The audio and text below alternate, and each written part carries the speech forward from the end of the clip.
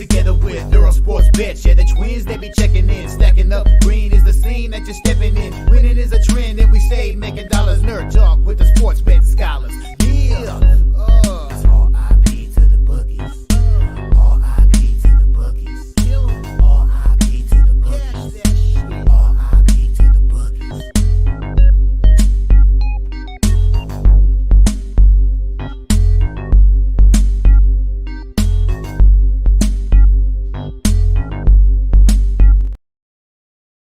We are live. Welcome back to another edition of the Earle Sports Bet Show. My name is Nicholas Earle.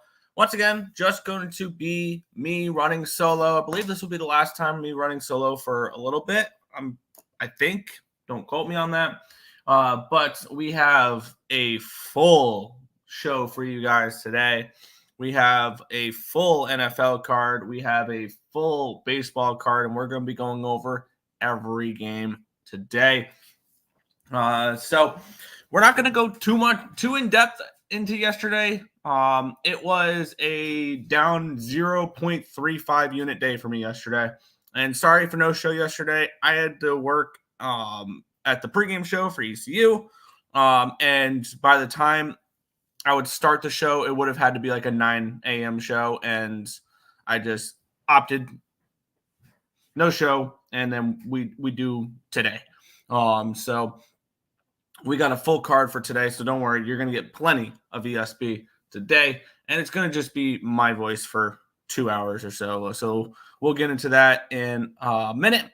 But recap of yesterday, baseball went a perfect 4-0. I didn't go too in depth into baseball, and I cashed all of it. So got the Royals minus 115, a nice 5-1 winner there. Got the Nationals -1, a nice 4-1 winner there. Got the Atlanta Braves -120, a nice 10-1 winner there. And the over 6, it was a 6 between the Texas Rangers and the Seattle Mariners. They really put a 6 with Max Scherzer pitching. That was hilarious. That was an easy winner. That game went over in the 5th inning, so that was fun. CFL went 2-1. Got the Ticats plus 3.5. Got the over 51.5. Lost with the over 49.5 with Calgary and Montreal. That game finished 19-19, a tie, which was interesting there. And in college football was not my best work. I believe I finished the day 7-11, down to 5.25 units. College football on Saturdays have not been good for me so far this season. It's been annoying. It's been frustrating. But I'm working on it. And it's just, I'm going to learn from the mistakes I made and figure out what went wrong and then move on. Florida State -6.5 was a terrible bet. I was trying to buy low on that team, and they lose again. 0-3 Seminoles.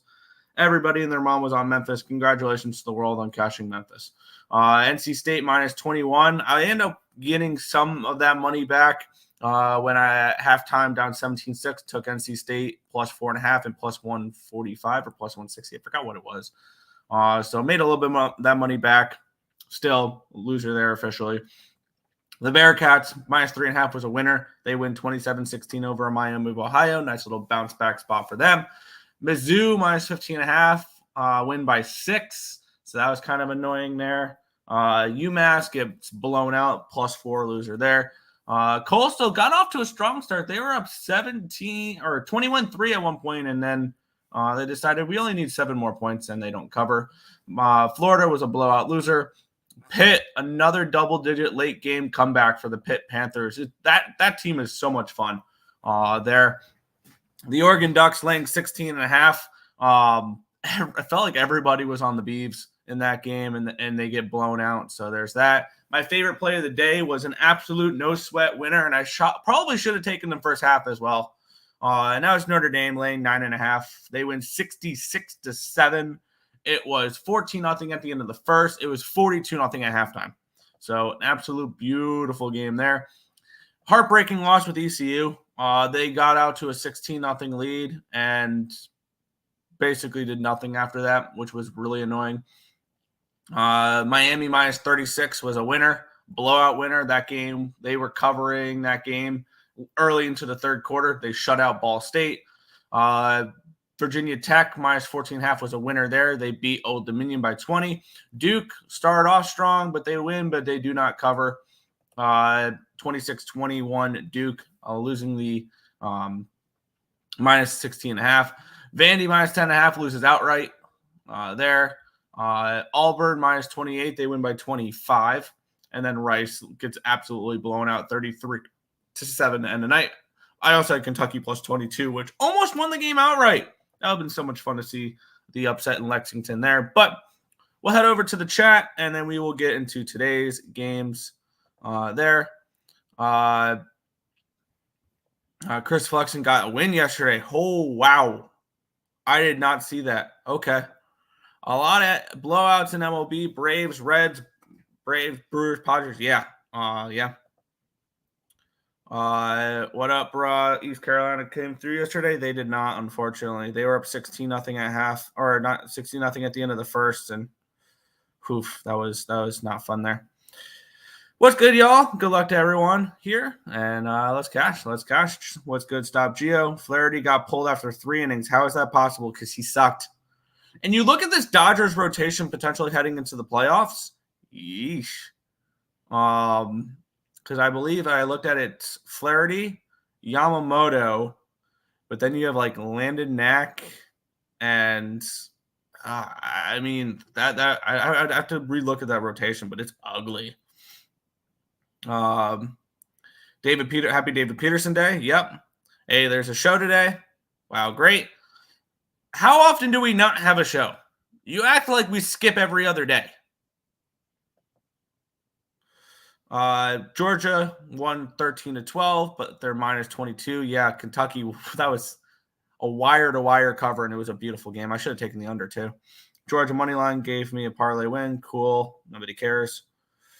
Notre Dame 66-7 over Purdue. Yep. ESB, y'all gonna join me in the 30-plus bets club. Heavy action.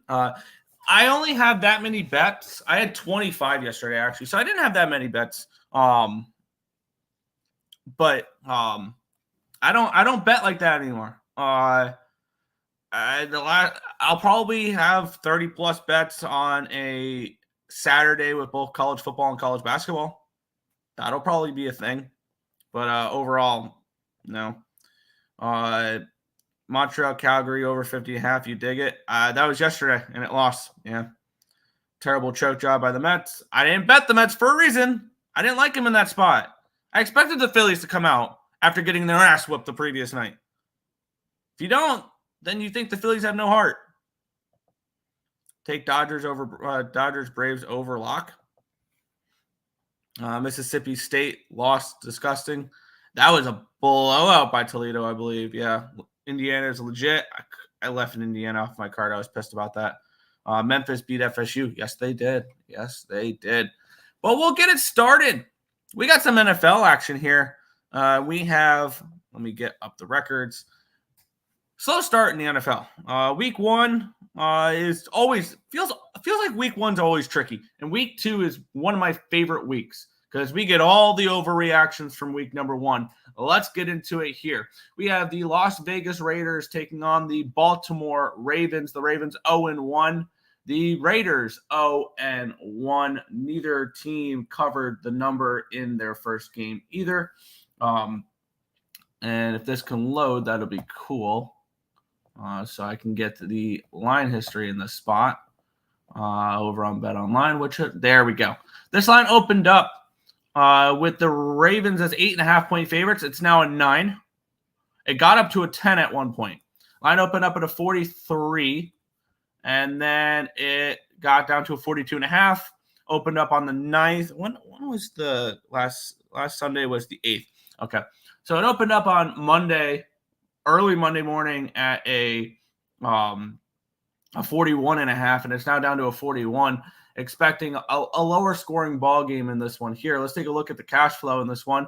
93% of tickets, 83% of cash on the over and line dropping. Definitely makes it appealing for the under. I've moved on 5 plays so far, and I've moved on no totals. I expect to move on some unders during this show. So that is one thing that I am looking to bet. The Raiders put up 10 points in a 22-10 loss against the Los Angeles Chargers last week. I think that's more indicative of the Los Angeles Chargers going to be a low-scoring type of football team. And on the flip side, the over barely got there in that Thursday night game. It was a 27-20 win for the Kansas City Chiefs over said Baltimore Ravens. Depending on their number, it either went over or under. You got 46.5 early in the week, you won with the over. You got 47.5 later in the week, you won with the under. 47, you push. So depends on where you got your number is how you cashed with the total in that opening Thursday night game. For me in this spot, I would only look towards under the total in this one here. And it's definitely appealing because I see the Ravens. I could see the Ravens getting out early here and just running the ball and sitting on this lead. Like if this game is 14-0 at the end of the first quarter with the Baltimore Ravens up, even though the total is trending over big time, I would be thrilled with the under if they're up 14-0 because I know they're going to run the ball more, they're going to sit on the lead, and they're going to just try to coast to a win and play some ugly football, run the ball, play defense. I think the under 41 is the play in this game. And I think I would like to start my ads here with the under 41 in this game. I want to see if 41.5 is available, or it looks like just a bunch of 41s. It is just a bunch of 41s. So I'm going to go ahead and move on this. Bet365 is giving me under 41. I'm going to move on the under 41 in this game. So that's how we're going to get this day started. Under 41 with the and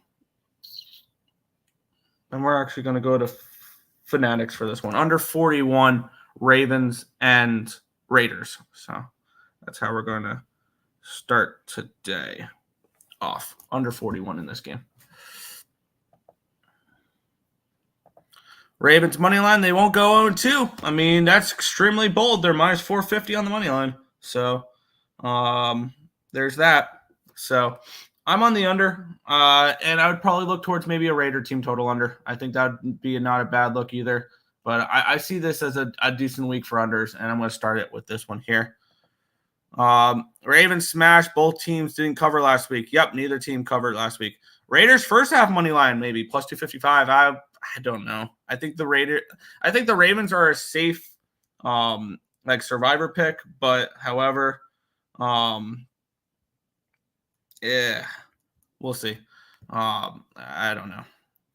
1-7 on the side. It wasn't a good day yesterday. What else do you expect me to say? It was a bad day yesterday. College football did not go the way we thought it would. Let's move on. I've already moved on this game, and I know a lot of people are not going to like it. Let's get into it. We have the Los Angeles Chargers taking on the Carolina Panthers. This line opened up around a 6.5, and it went back down to a 6, back down to a 5.5, down to a 5. So the market is moving towards these Carolina Panthers in this game here. Line opened up 40.5. It's down to a 38.5 here in this spot. Let's take a look at the cash flow in this one here, where we have 63% of the tickets and 82% of the cash on the Chargers. It's gone from a 6.5 down to a 5. So everybody, and then 93% of the tickets, 98% of the cash is on the Chargers money line, and the line is moving towards these Panthers. And then we have 81% of the tickets and 73% of the cash is on the over in this game, line dropping from 40.5 to 38.5. I'm mad I didn't move on this in the first game, but I think this is I think the Los Angeles Chargers are a team where you just bet unders with them. And if you bet unders in Charger games, you're gonna be very successful doing so. I look for a bounce back performance from the Chargers here as well. We see a stat. I'm trying to find the stat. Where teams that lost by 30 plus or whatever it was the previous week. Let's see. Yeah, here we go. NFL buy low spot. Dogs of 4 or more points off a 35-plus point loss have gone 48, 18, and 2 ATS in the last 20 years, 72.7%. I'm on the Carolina Panthers at plus 30 or plus 5. I got plus 5. You can shop around, and I'm starting to see some 4.5s now, which is absolutely crazy. Everybody and their mom is on the LA Chargers, and this line is plummeting towards the Panthers. Tells me that they're more live than people think they are. And I want to move on this under as well. Under 39.5. I expect this Chargers team to run the football a lot. I expect a very conservative play call from John Harbaugh. And I expect I expect them to play a low-scoring game here. I'm gonna add this under. And this under, I can get 39.5 at minus 115 over on ESPN Bet. So shop around, find the best available number, because I'm seeing 38.5 on some places. I found a 39.5 on ESPN Bet. I'm going to pull the trigger on that as well. Under 39.5 here, Chargers and Panthers. And it's just Charger unders, really, in this one. And if with my cap, if the Panthers lose this game, it is because they don't score points. And the Chargers defense shuts them down. So I'm going under here, under 39.5. And it's minus 115. Adding that to my card. Panthers, Chargers, under 39.5, minus 115. I'm also on the Chargers I'm on the Panthers plus 5. Panthers plus 5, under 39.5 as well. Don't tell me again you're picking the Panthers again, Nick. Do not do it. Chargers minus 5. Panthers spread. I don't see the Chargers covering 2 weeks in a row. Really, this is a fade of the Chargers more than this is a backing of the Panthers. For me personally, I'm going to challenge the Chargers to win by margin again, especially on the road. Because I don't see it. I get it. The Panthers suck. They're a terrible team. But I'm going to challenge them to cover by margin on the road. That's exactly what I'm going to do here. And I think if the Chargers cover this number, it's an under still.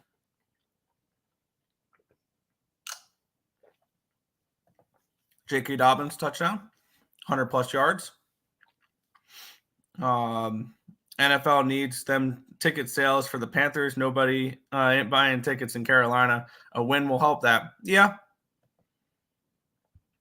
Half unit, Chargers minus 4.5. Lad McConkey over 43.5. Good luck.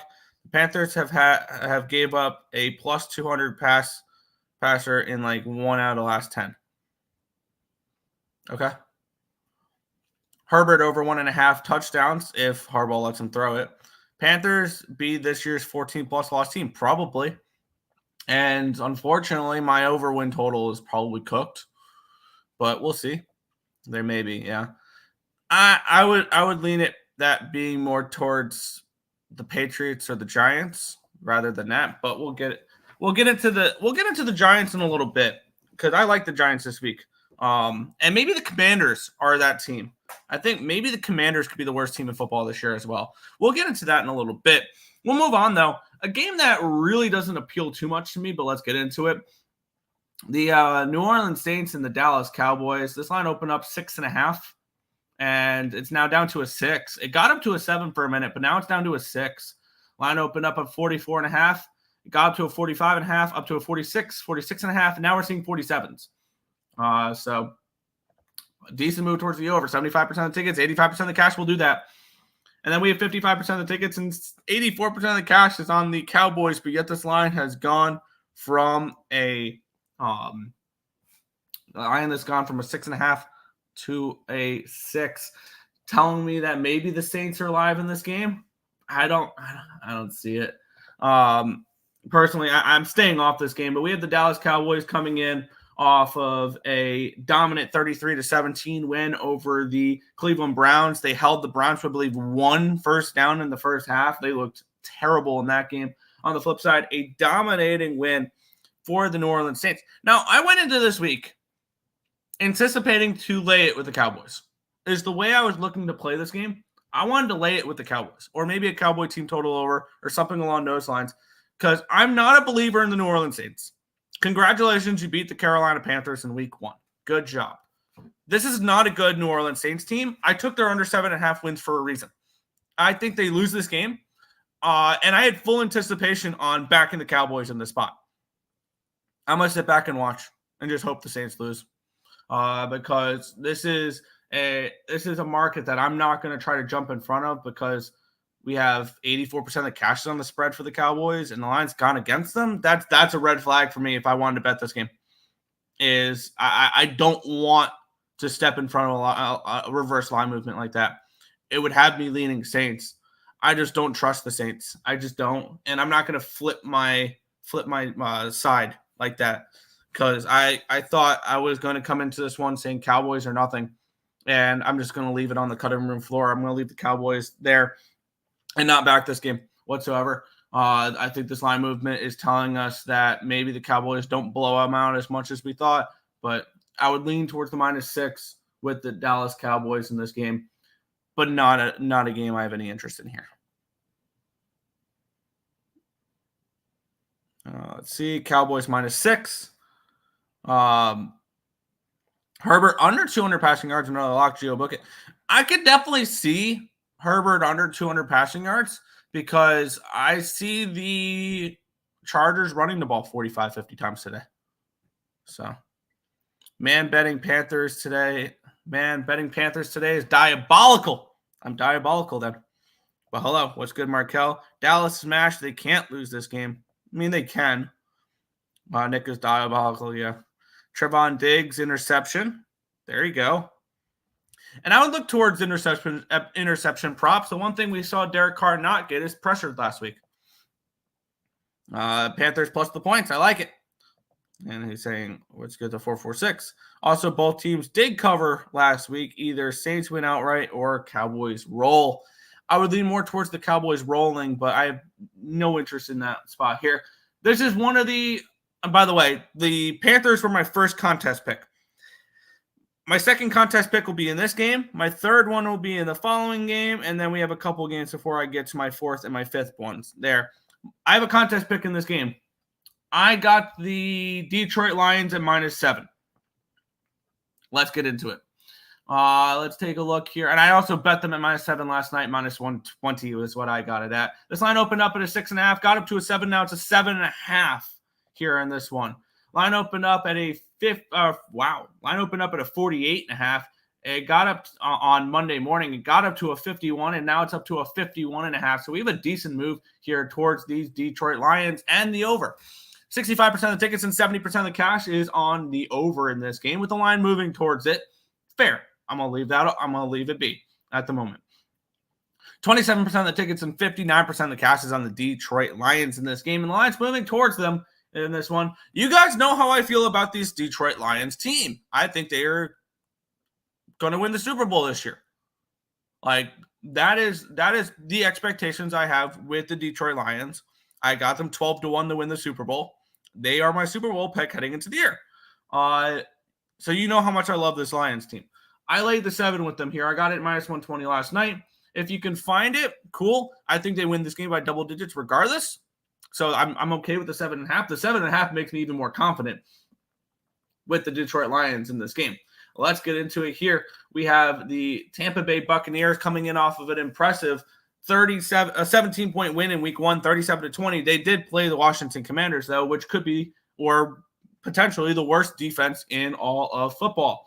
On the flip side, we have the Detroit Lions were never in doubt winners and covering against the LA Rams on Sunday Night Football. I say that sarcastically. They scored a touchdown in overtime to cover the number.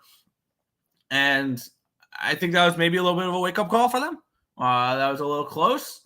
But with this Lions team, I would have had this game around 9.5, 10, personally. I'm not as high on the Buccaneers as a lot of people are. And they are coming in off of just a dominant win. And I think this could be a letdown spot for them. I mean, maybe not a letdown spot because when you think about the last time these two teams met, the Detroit Lions won 31-23 in the NFC divisional round, which punched the Detroit Lions ticket to head to San Francisco for the NFC Championship game. They won and covered in that spot. I think they win and cover in this one here as well. I would look towards maybe a Lions team total over here in this one as well. And I know I'm looking at a lot of unders today. I would take an over in this game before I would take an under. The way the lines moved here. And I'm kind of curious on what this Detroit team total is. It is a 30.5 over on Fanatics. So that kind of makes sense. I do see the Lions putting up at least 30 in this game, personally. I see something along the lines of maybe 35-27. Something along those lines, maybe 35 or 37-27. A nice blowout win like that, 10-point win. So I am on the Detroit Lions. I laid 7. That's my second contest pick as well. So my 2 contest picks so far, Panthers +6 for the contest. I got them +5 personally. And then -7 for the Lions. I got them -7 as well. I'm on the Lions here. Let's see. I bet all plus money QBs who are over half an interception. Fair. Lions -7.5. Roar. Yeah. Lions smash. Bucks missing secondary pieces. Yes, they are. Is Jamison Williams playing? I don't know. We'll see. Lions -6.5, -110. Teaser, -120. Yes, at a 7.5, this is a decent teaser piece. The one thing I'm nervous about is the total being so high. But with a favorite, I guess it's more okay than with a dog. But yeah, I would, if you're looking to tease plays, I would tease the Lions down, and you can tease them with the Giants up. You can tease them with, I think it's really, or the Broncos up. I think and the Packers. You can tease them with the Packers up as well. Those are the ones that kind of fit the criteria. For me, it would be Lions down, Packers up, Giants up, Broncos up would be the way to tease those, personally. A 7 is -125. I got -120 last night for the 7. So we'll see. 51.5 looks crazy, but last year's playoff game went over, plus Tampa defense is banged up. Over. Yeah, I see the Lions putting up 35 plus by themselves. Nick, the Lions ain't winning no Super Bowl. They're going to break your heart in the postseason like last season. I didn't bet them in the last season. And for me, the Detroit Lions remind me, now granted, they didn't make the Super Bowl. They lost the game before the Super Bowl. But they remind me of the Florida Panthers in the NHL. Sometimes you have to lose in order to win. And this was the first time the Detroit Lions did anything remotely close to successful in a very long time. And sometimes you have to lose to win. There's my cap behind it. Plus, I think they're one of the most talented teams in football. Jamison Williams, 98 plus receiving yards, plus 434. Wow. Worth a look there. Yeah, Jamison is playing. He practiced all week. Okay. I would have to look more at injury reports. So we'll move on. This is my third contest pick. And I have a feeling not a lot of people are going to like this, but wow, this line's moved even more. Wow. Okay. This is very telling. This line opened up at a 3. This look-ahead line with Jordan Love playing was Packers -4.5. The line's moved that much. It opened up at a 3, and it got down to a 2.5, and now it's down to a 2. So if you like the Colts, they're getting close to money line range. They're -135 on a few spots. So if you like the Colts, there you can get a money line. I got the Packers at +3. Let's get into the cash or the total here as well. I forgot to mention the total in this game. I was just floored by this line now touching a 2 there. Line opened up at a 41. It's still a 41.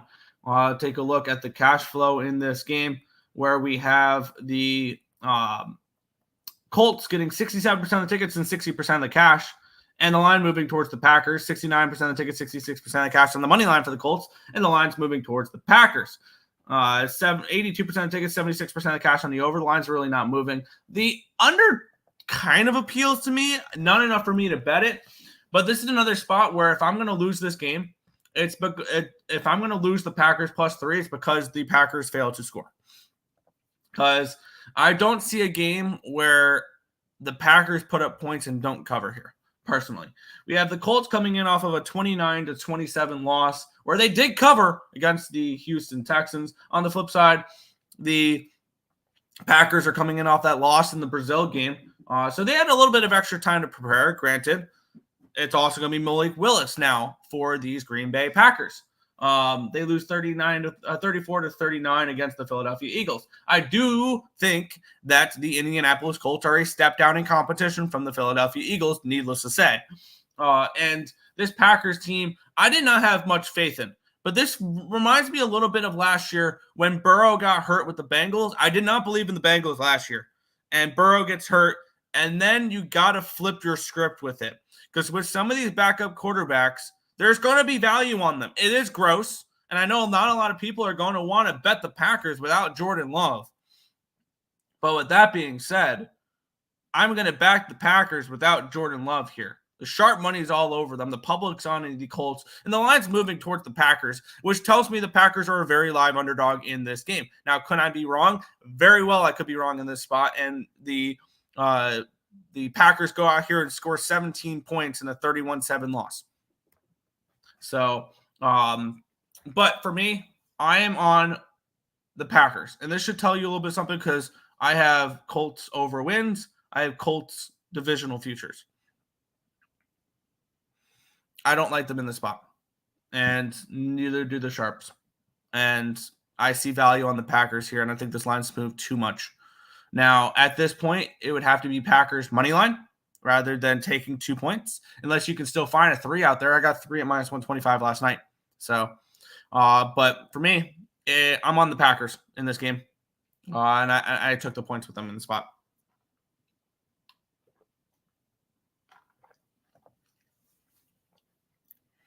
See,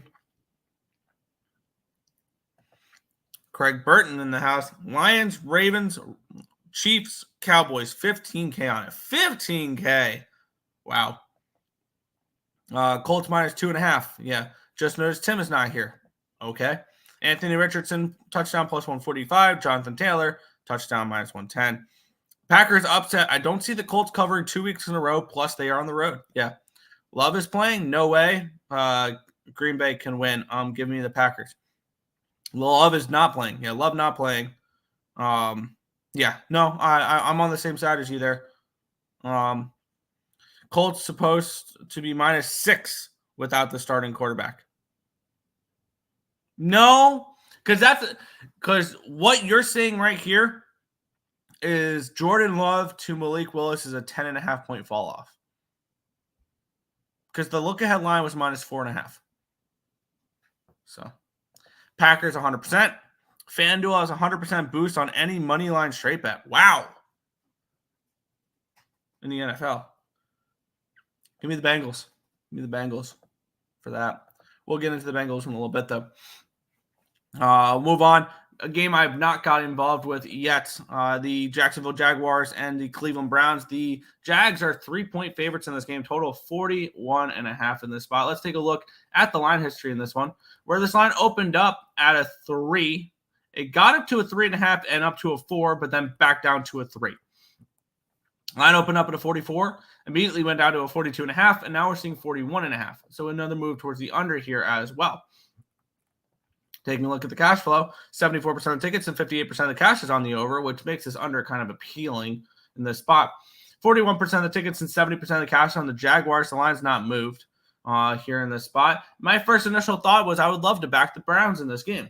I have not pulled the trigger on the Browns, and I'm actually really nervous about the Browns because Deshaun Watson looks immobile, or not mobile. He can't complete a pass 5 yards down the field, I think it was. He went over in 10-plus yard passes, like in the air. It's ridiculous. Both these teams coming off a loss. The Jacksonville Jaguars, they lose 20-17 against the Miami Dolphins. They led that game 17-7 at one point before not scoring a single point in the second half of that game and losing to the Dolphins. On the flip side, the Cleveland Browns looked horrible in their first game. They were limited to just one first down in the first half as they were down 20-3 at halftime, and it didn't get any better. They lost that game 33-17 to the Dallas Cowboys, which looked good. And when you look at the spot here, I want nothing to do with it. I thought I was going to come in here and say, I'm all over the Browns. Give me the Browns plus the points, and let's move on. That's not the case. And I think I would lean under in this game if I had to bet a side or had to bet a total. It'd be the under. But I think this line's moved a little bit too much for me to want to go ahead and bet an under. So I lean under. If I'm betting anything in this game, I want to back the Browns. I just can't pull the trigger on it. So it's a pass for me for the side. It's a lean towards the under for the total. What's the max bet? $10. Hey. Jags smash must win for Lawrence. And it's not a must win for the Browns. Browns looked terrible last week. They need to win to keep up in this division. The Steelers were the only one to get a win last week. How is this not a must win for Watson as well? Over 41. Probably. Cheapskate square books. I only bet $1 a game, so I didn't even check. Fair. They only give me $40. Yeah. Lawrence, NFL loves Lawrence more than Watson? Maybe. Watson, okay. I'm not getting into that. So we'll move on. The San Francisco 49ers and the Minnesota Vikings in this next one here. The Niners, 4.5-point favorites, total 46.5 in this game. Let's take a look at the line history in this spot. It opened up at a 6. Nope. It opened up at a 5. It got down to a 4.5, and they announced McCaffrey out, and it went up to a 6.5. No, they didn't. What? Why did it jumped up to a 6.5, and it's come down ever since? Line opened up at a 45.5. It's now 46.5. Wow, I was expecting to be on the under in this game. 66% of the tickets and 70% of the cash is on the over in this game with the line moving towards the over. Okay, I'll leave this alone. 60% of the tickets, 61% of the cash is on the Niners. And the lines moved all weird because of injuries and things along those lines. And here's the pretty plain, simple truth with it. I don't trust Sam Darnold to do it again. I don't.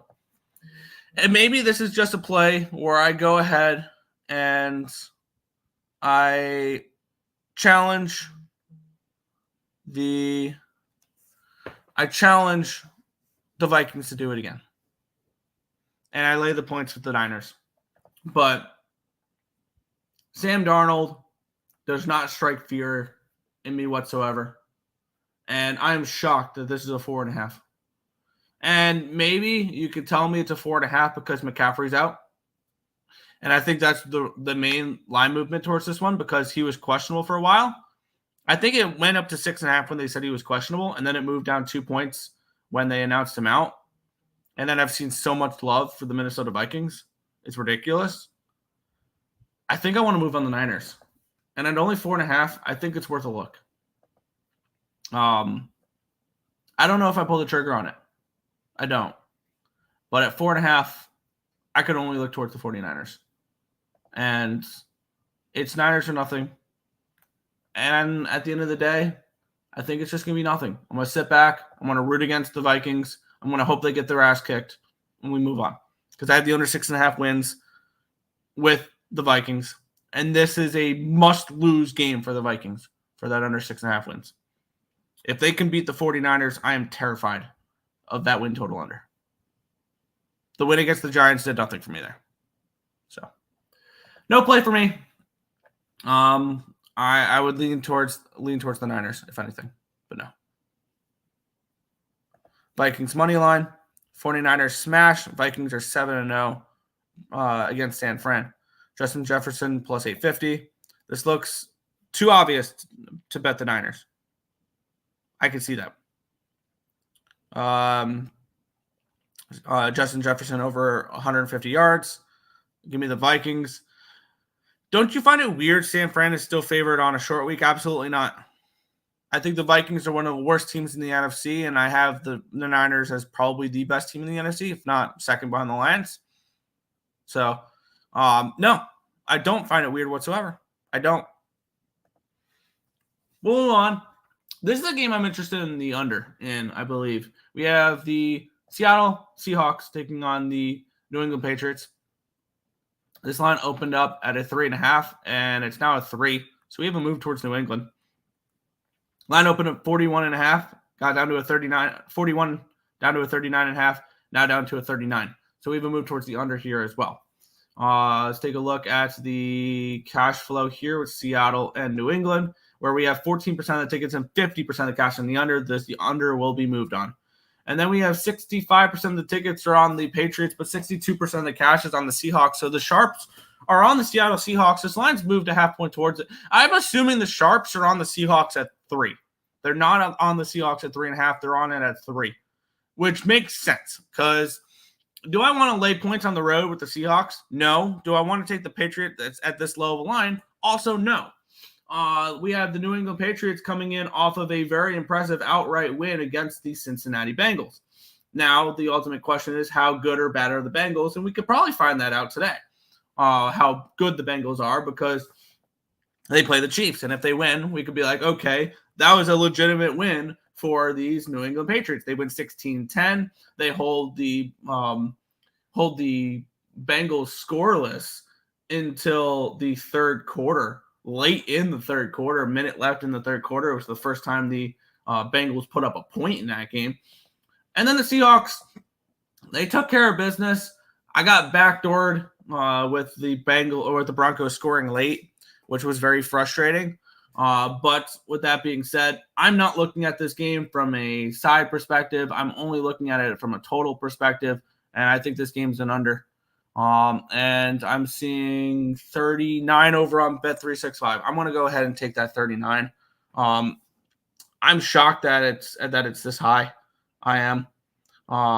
And I get it. It opened up at a 41. So maybe you're saying I'm missing my line here, but I think this has come back a little bit because I think it got down to a 37.5 at one point, and I wanted just a little bit higher there because when you look at the New England offense, Jacoby Brissett's the perfect quarterback for an under.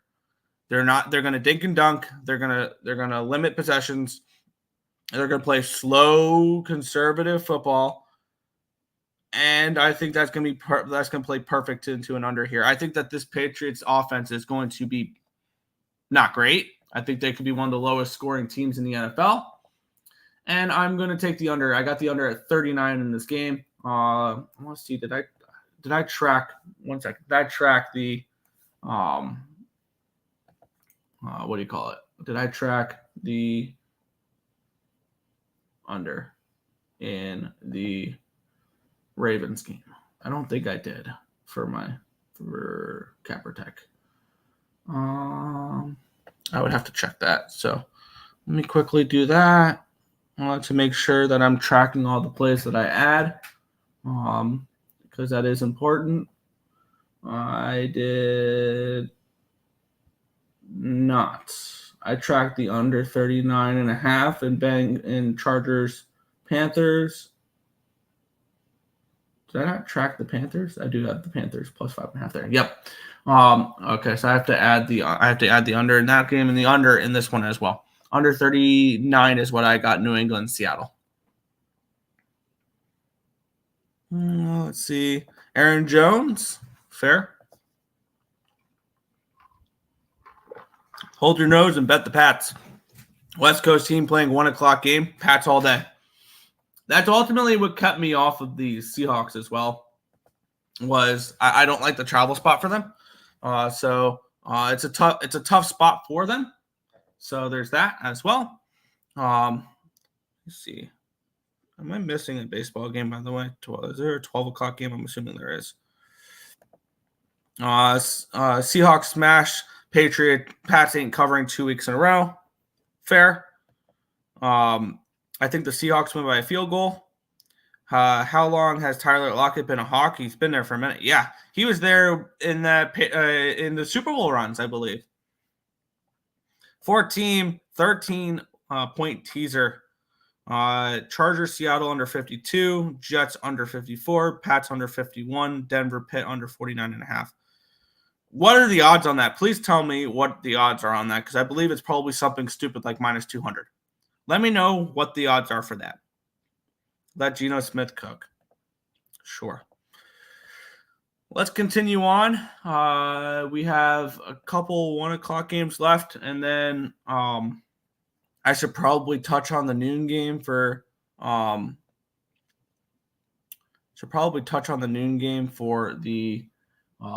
MLB card. So we'll touch on that in between the 1 o'clock and the 4 o'clock games. New York Jets taking on the Tennessee Titans. -4 for the Jets, total of 41 in this game. Let's take a look at the cash flow or the line history in this spot. I fully intended on being on the Jets in this game, but let's talk about it. Line opened up at a 4, down to a 3.5, back up to a 4, down to a 3.5, back up to a 4. So really no line movement on the side here. Line opened up 42. It's now down to a 40.5. I kind of do agree with the underline movement there because we know I expect better from the Jets defense, and I think that's exactly what the markets are as well. 89% of tickets and 54% of cash is on the over, yet this line's moving towards the under. Tells me that this is probably an underplay in this game.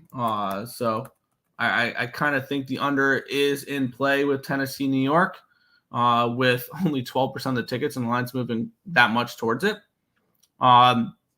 And then 49% of tickets, 84% of cash on the Jets. The line moving towards there's been no line movement there, which ultimately is going to keep me off the Jets. I thought I was going to easily be on the Jets, a bounce back game after they get destroyed, but it is a short week for them. They played on Monday, and then they have to turn around and play on Sunday again. They lose 32-19 against the San Francisco 49ers, and teams who play the 49ers for over the last few years, the week after, kind of struggle. On the flip side, we have the Tennessee Titans who lost 24-17. They led 17-0 in that game. And previous to that, teams of four or more point dogs up 17 points in any given game were 66-1-1 in the last 68. And I lost that play on the Titans. Just an absolute frustration for that because the only touchdowns they really scored were punt returns and a interception. And that was basically all the offense from the Bears. So just an inexcusable non-cover there for the Tennessee Titans. I have no interest in a side in this game. The more I looked at it, however, I think I want to move on another under here. And I'm seeing 41.5. I'm gonna move on the 41.5 here over on ESPN Bet. So we're gonna go ahead and sign into ESPN Bet and go ahead and place the wager there. 41.5. I'm going to go ahead and take the under here, under 41.5 with the Jets and the Titans in this one. Let's track this. Where is the Jets Titans? Okay, I have to custom one for the under 41.5. All right. There we go. There we go. Oh, it's a 40.5. Of course it is. So that number is wrong. Then let me see if I can get a 41 over on Fanatics because I'll take anything above 40, really. That's just annoying that I looked it up there and it told me 41.5. Oh, it's 41.5 on Fanatics. Yeah, sign me up. 41.5. Under 41.5 on Fanatics. Perfect. Let's go ahead and grab that under 41.5. And of course it moves when I want to go ahead. Really? It's a 41. Okay. I love it when I'm trying to make bets and the lines are moving against me there. Under 41. Under 41. -110 for me. Which means I probably don't have to custom. No. Okay. Under 41 here. At -110 for me over on Fanatics.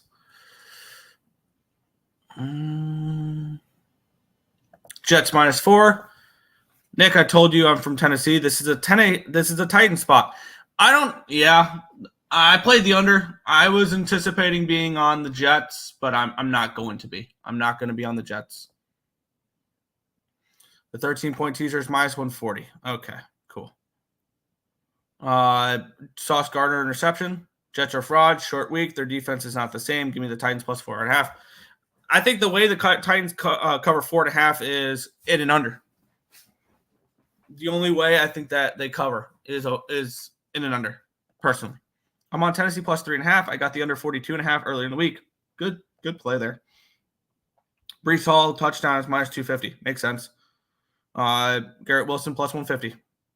Breece Hall sucks. One hit wonder. You are just anti-Jets. We know. We'll move on. This is my fourth contest pick. I have 4 1:00 games, and I have a 4:00 game and a contest pick as well. There's only 3 4:00 games. A lot of 1:00 games. Well, okay. This line opened up the Commanders as 3-point favorites. It immediately went down to a 2.5, now down to a 2, down to a 1.5, now down to a 1. And this line opened up at a 41.5. It's up to a 43.5. So we have a move towards the over. We have a move towards these New York Giants in this game here. 74% of tickets, 78% of cash on the over. Line's moving towards said over.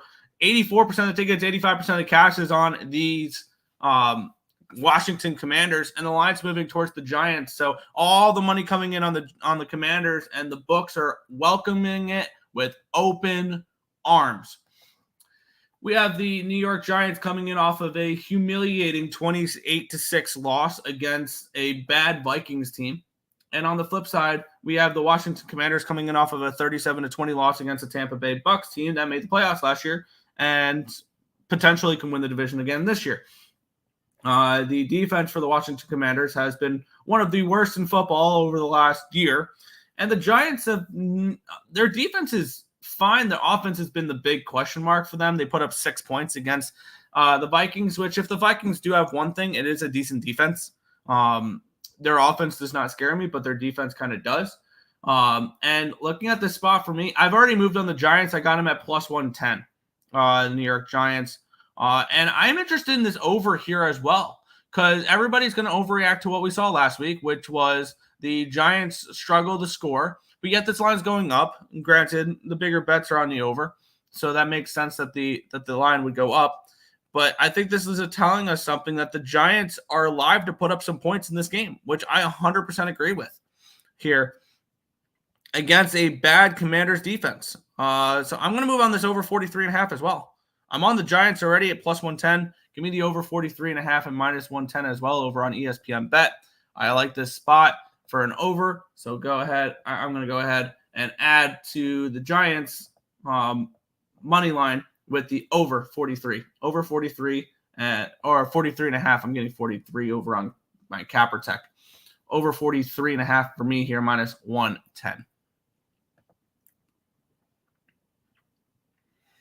There we go. Also, the NFL hates Rodgers. They love to see him lose, apparently. Giants money line. Yep. Under over. I'm on the over. Morning. Titans plus 3. Yep, you got that. Yep. Giants smash spot must win for the Jones. Yeah. I gave the Giants out 2 days ago. I bet them on Tuesday. Okay. And way to ride, Mr. Numbers. I hope you didn't jinx. I did not copy you. Stop thinking everybody pays attention to you. I don't. I do not care. I bet this on Tuesday at plus 110. So, ugly, I know. Yeah. I like Commanders. Morning. What's good, Beheadity? Giants 5-1 versus the Commanders. Yep. Pass for me. Neighbors over 66.5 yards. Tua retiring and keeping the money, right? Maybe. Who knows? If I'm Tua, that's the last time I step foot on the football field. No, Saquon hurts a lot for the G-men. They do. We'll move on. That's a 4 o'clock game. So we'll quickly touch on this game real quick because this game does start in half an hour, and I probably won't get to it covering the rest of the NFL card. So let's quickly touch on this first baseball game, and then we will get back into football. We're going to do this with the last couple weeks of baseball, with it being with there being a noon game and the way that the timing works for this show. We have Cade Povich and Kyder Montero in this spot. Line opened up 115. It's down to a 107 for Baltimore, so we've been moved towards the Tigers. Line opened up at an 8.5 minus 125. It's down 8.5 minus 118. So move towards the under to move towards the Tigers here in this spot. Let's take a look at the cash flow in this one here, where we're going to switch over real quick to baseball, where we have 67% of the tickets and 70% of the cash is on the Orioles. And then we have 72% of the tickets, 74% of the cash on the over, and the line moving towards the under. Cade Povich and Kyder Montero. Povich, a 5.40 ERA, a 1.46 whip, 9.11 strikeouts per nine, which is 23%, 1.69 walks per nine, a 370 BABIP, a 3.78 FIP, and a 3.75 Sierra. On the flip side, Kyder Montero, 5.18 ERA, a 1.58 whip, 6.66 strikeouts per nine, which is 17%. 4.81 walks per nine, a 3.11 BABIP, a 4.37 FIP, and a 5.35 Sierra. The bullpen edge goes towards the Tigers. The hitting edge goes towards the Tigers. 102 WRC plus, which is 7th, compared to 95, which is 28th. I would like to move on the Tigers a little bit in this game. It'd just be a lean for me at the moment. I like Montero. Montero coming in off of a decent start as well, if I remember right. I think I have to maybe update my starting pitcher, my starting pitching numbers as well, because I believe he's coming in off of a really solid start where he went a complete game shutout, or he had a really strong start in his last appearance. Is one thing I do remember Montero. And the question is, do I want to back him off of complete game shutout, 3 hits, no walks, 5 strikeouts against the Colorado Rockies. Granted at home, but he dominated in that game. So kind of a tough spot there to want to back Kyder Montero after a complete game shutout. So ultimately going to be a pass here for me. Just wanted to cover the 12 o'clock baseball game. 12 o'clock baseball game for before we get into the 4 o'clock games. Betting on the Rams. The Tigers starting pitcher is nasty. Yeah, Tigers spot, Tigers money line. Montero complete game last game. Yeah, I don't want to back him after this game. We'll see. Last game, yeah. Slider, yeah. Povich is a fade. My numbers have him being better than his numbers suggest there.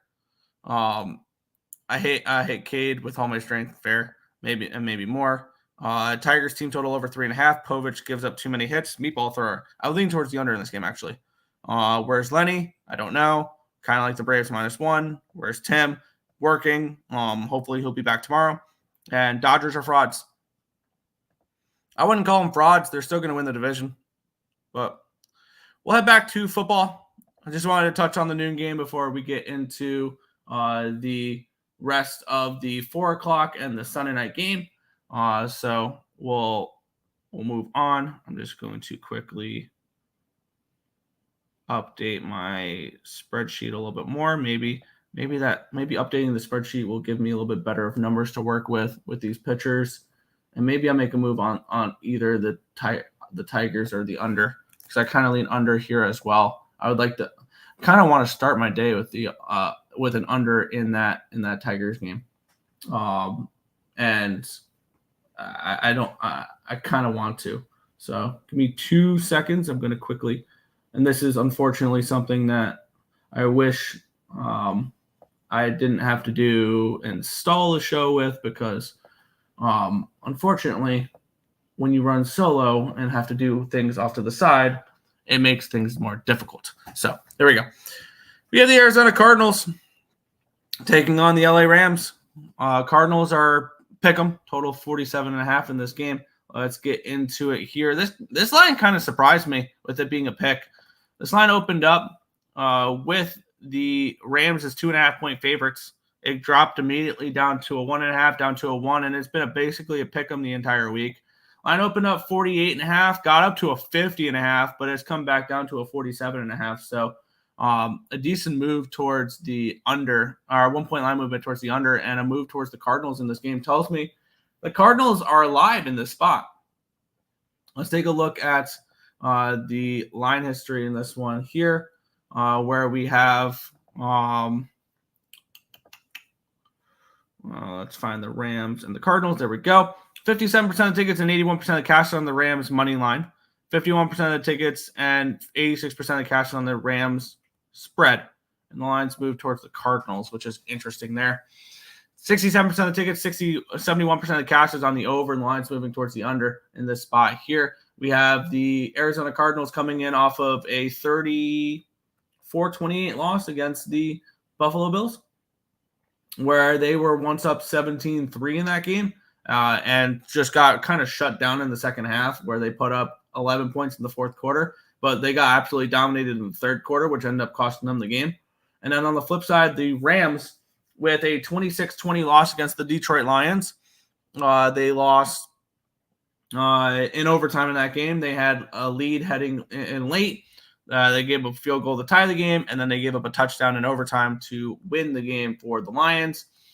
And this is not a game I'm getting involved with in this spot. It was just one of those where I don't understand why the Cardinals are a pick'em other than they're at home, which makes me really confused. And then this line moving down, I kind of lean under, I guess.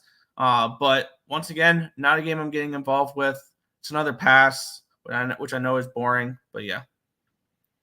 I ask that every day. Where's Tim? Okay, cool.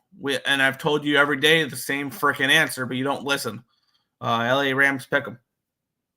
See, I feel like the markets are wanting Rams money, which is weird. Let's get into the next one here. Chiefs -6, total 48 in this game.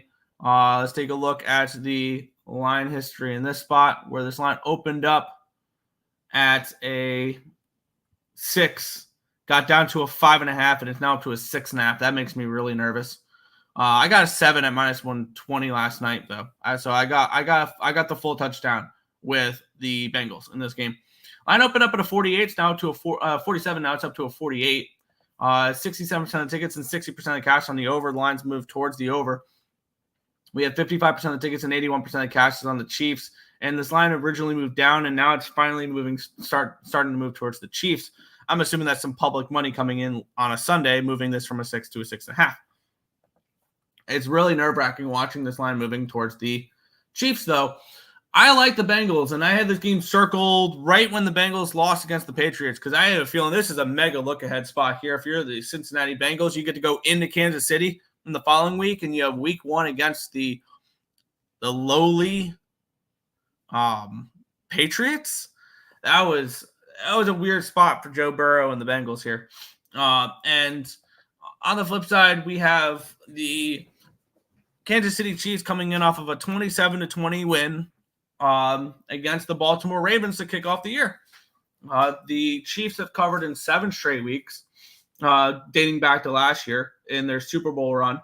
And that ATS streak started with a 25-17 win over the Cincinnati Bengals. I got the Bengals at +7 in this game. And I'm interested in the over a little bit in this one as well. Everybody's going to look at last week and look at the offense and be like, this offense is going to struggle for the Bengals. I disagree, and I'm kind of interested in this over as well. Over 47.5, I'm seeing. Yeah, it's going to be over 47.5 -115. I'm going to add that to my card as well. I know I was saying I want some unders, but I think this is an over. I feel like I have to bet, because the way I'm looking at this game, I think the only way I lose the Bengals +7 is if the Chiefs come out here and score 31 points. And if the Chiefs go out here and score 31 points, I see 31-20, and that's the way I lose this cover.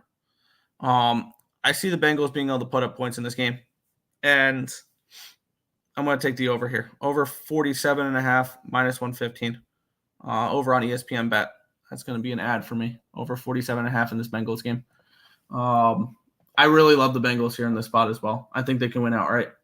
And last week was kind of like a trap spot against starting off your year with the Patriots and then having to play and then getting to play the Chiefs. Oh, yeah, there we go. Cardinals smash. There you go. Supness. Tim is with his girlfriend. This show is a one Nick Army. No, he is working. I feel like I've said this about 1,400 times already. No poking in Nakua. No Nakua for the Rams. Bengals money line. Love it. Bengals money line, no F way. Okay. Xavier Worthy touchdown. Oh my God. No. Bengals. No. Chiefs -6. Bengals. Rams like playing in Zona. They're on a 9-game win / cover streak in Arizona. Wow. No trust picking the Bengals. Fair. What about Bengals spread? I took the spread. Yeah. Okay. And then it's a bunch of comments there from Beheadity. Yeah. Over. I'm on the over. Taylor Swift is Nick's best friend, right? 446. You know what I mean? I don't care. What position does she play? Exactly. Bengals can't run the ball at all. Burrow gets hammered with a terrible offense line. Chiefs will dominate them. I think I've seen nothing but Chiefs this week. The whole world on the Chiefs. What can go wrong? Ha. Nick, wake up. I am awake. DeMarcus Robinson touchdown. There you go. Move on. We have 2 more football games to get into, and then we will get into the MLB. We have the Pittsburgh Steelers and the Denver Broncos. It's -2.5 for these Broncos, or for the Steelers, with a total of 36.5 in this game. Let's take a look at the line history in this one, where we have the Steelers opening up as 3-point favorites. It's now 2.5. And this line opened up 40.5 down to a 36.5. That's a low ass total, but I fully respect why this is such a low total. Now, can I move on this at 36.5? I'm going to say no. I think this line's moved too far to where I'm going to stay off the under. 87% of the tickets, 58% of cash is on the over. Line's plummeting. But I think 36.5 has moved too far for me to want to be interested in it, because 20-17 cash is an over in this game. Now, when at 40.5, you would have to have, it would have to be 24-17. So, and 84% of tickets, 85% of cash on the Steelers money line, but 62% of tickets and 56% of cash on the spread for the Broncos. Broncos coming in off of a lucky backdoor cover against the Seattle Seahawks. And on the flip side, the Pittsburgh Steelers coming in off of probably the most Pittsburgh Steelers win that you can possibly have.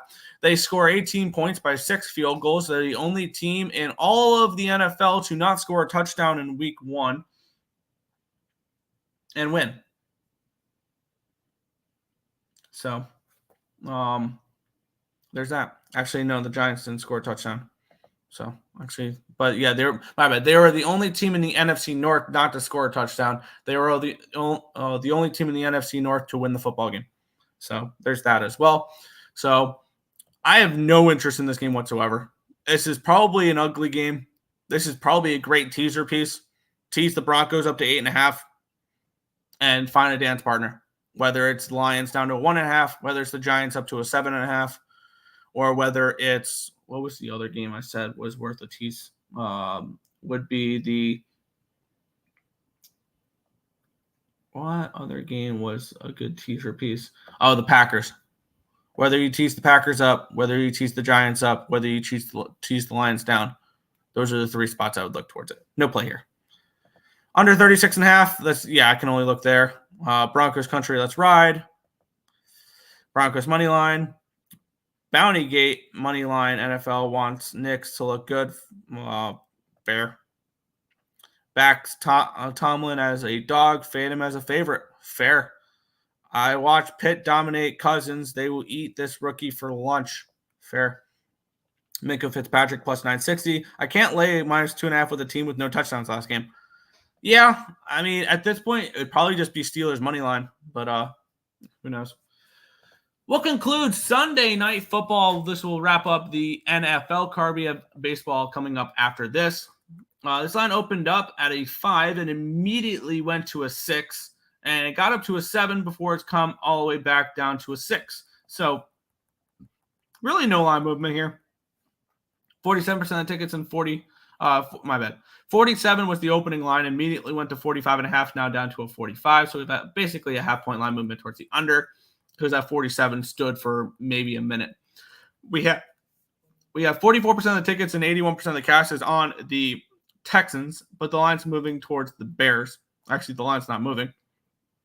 71% of the tickets, 55% of the cash is on the over, and the line dropping.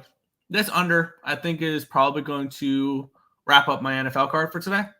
And it's going to be under 45, I believe. In this game, Caleb Williams looked bad last week. Now, granted, it's probably a pretty scary under with what this Texans offense can do. But I think the Bears defense is going to be a pretty good, pretty decent defense. And if there is a primetime under you want to back over the last few years, it's Sunday night football more than anything. And I stayed off of. This is the first time I'm betting in a primetime under all year. And this is kind of like the market range I like it in, where it's not a dramatic move. I can get a 45 that opened up at a 45.5, so it's a half-point line move. So it's moved, but it's not moved so much to where I feel like I'm missing the best available line, because 45, I mean, I don't know how relevant 45 to 45.5 is when it comes to a total.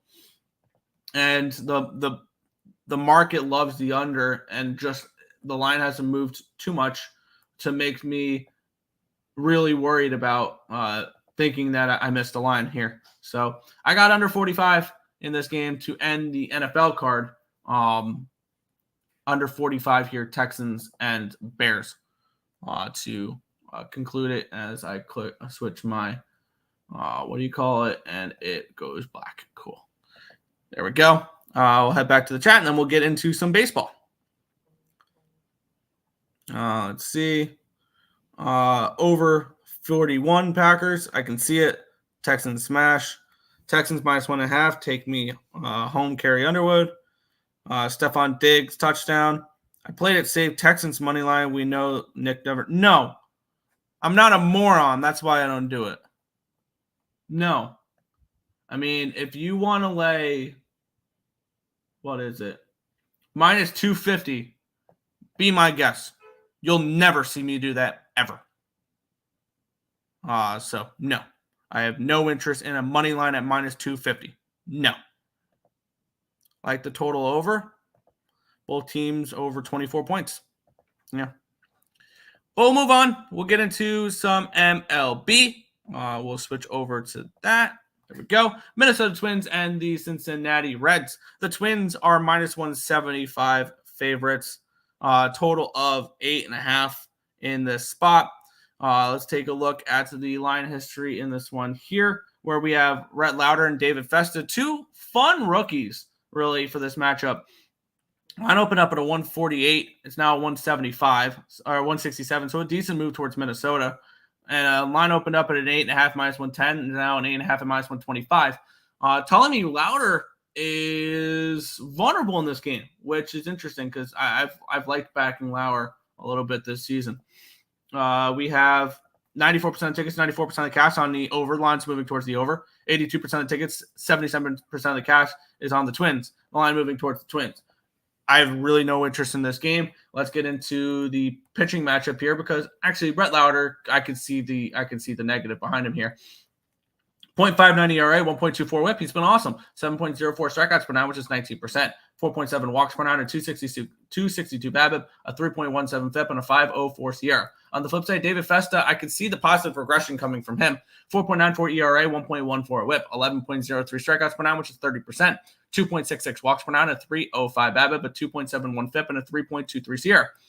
Bullpen edge goes towards Minnesota. Hitting edge goes towards Cincy, 93 WRC plus, which is 21st, compared to 88, which is 26th. Not a game I'm getting involved with. If I'm getting involved with anything, it is hoping the Twins get up to a -180 and you play the cash cow. But it's not qualified right now. I don't think it's going to make it up that high. So it's a pass for me. No interest here in this spot. And we will move on to the next game. No chat, so we'll move on to the next one. This game I will be getting involved with. Cash with my boy, Patrick Corbin, yesterday, as they take care of business again as back-to-back wins now for these Washington Nationals over these Fish. Line opened up 170. It's down to a 165. Line opened up 8.5 minus 110. It's down 8.5 at minus 105. It did dip down to an 8 for a minute there. Let's take a look at the cash flow here in the spot where we have 86% of tickets, 94% cash on the Nationals. 57 and 64 is on the over, suggesting that Adam Oller is a little vulnerable in this game, and maybe Mackenzie Gore is too. Adam Oller, 5.4 ERA, 1.39 WHIP, 8.1 strikeouts per nine, which is 21%, 5.4 walks per nine, a 243 BABIP, a 5.35 FIP, and a 5.18 SIERA. On the flip side, Mackenzie Gore, 3.62 ERA, 1.32 WHIP, 9.22 strikeouts per nine, which is 24%, 2.3 walks per nine, a 329 BABIP, but a 3.54 FIP and a 3.66 SIERA. The bullpen edge slightly goes towards Miami. Hitting edge goes towards the Nationals. Pretty significant, though. 92 WRC plus, which is 23rd, compared to 65, which is 24th. The numbers suggest that both these pitchers could be a little vulnerable today, and that this over is kind of sharp with the line. Actually, the line's moved 5 cents towards the under, which is interesting there. But I'm going to move on the Nationals -1. I cashed with them yesterday. I cashed with them the day before. This Marlins team is starting to spiral, which is things you love to see. So we're going to continue to do it because it's been really profitable, and we're going to continue to do it here. So I'm seeing the -1. And this game is actually close to a cash cow spot too, because it's at -175 now. Let's see, -175 plus 120. Let's see, is that a playable -1 line? Here, -175 plus 120. It is -125. Sign me up. Nationals -1, -125, and that's going to be over at ESPN Bets. Nationals -1, -125 for me here. And let me go ahead and punch this in real quick so I can get the bet down, and then we can move on. -175 and plus 120. Let's get the bet in, and then we will continue on. -1, -125. Tim said he would never do it. Also, he bets the O's -400, and you said nothing, fraud. I don't care what Tim bets.